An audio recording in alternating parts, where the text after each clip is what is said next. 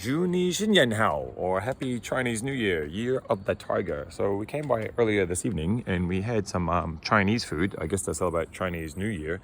I just finished DJing, so I thought it might be time to do a good syntax fact.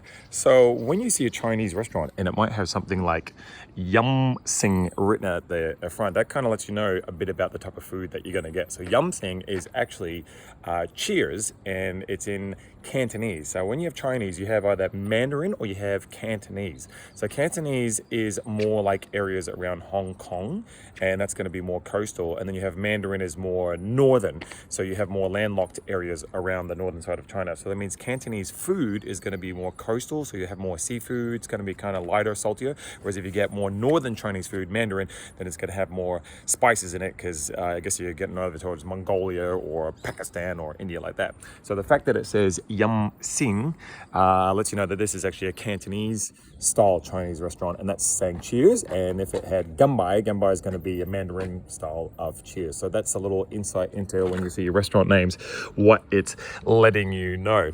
Other things about the Chinese New Year that's kind of interesting is way back in the day when we all had smartphones, and then they introduced emoticons, the little stickman figures of faces. Then they started to introduce little character animals, and among the first ones were animals of the Chinese zodiac.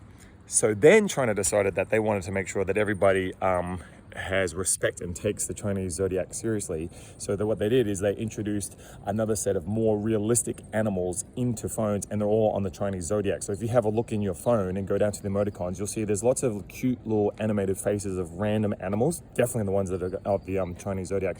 But also you'll find there's animals that are like realistic looking, so like the horse and maybe the dog, you'll find there's not only a cutesy one but a realistic one, and that's because they're part of the Chinese New Year, and China wanted to have them in your phone. So they're just about in every single phone. And also we've got the Winter Olympics are on right now. So interesting note with the Winter Olympics, when you see the ice skaters and they're spinning, you'll see them to spin faster, they tuck their arms in, so they spin much faster, and then of course at the end of the spin they put their arms out to slow the spin down. So what's interesting is China has built one of the world's biggest dams, and it's done the same thing with the ice skating. So with the ice skating slowing themselves down by sticking the mass further away from the pivot, they've done that with the dam. So the dam is actually like I don't know, it's like 600 feet or 150 meters or something above sea level, and they have so much water in this dam, it's so huge that it's actually slowed down the rotation of the Earth, and it's been measured by NASA. So if you've ever come home from a long day at work, you're like, oh my god, this day is like taking forever and this is so long, you can say, well, that's good,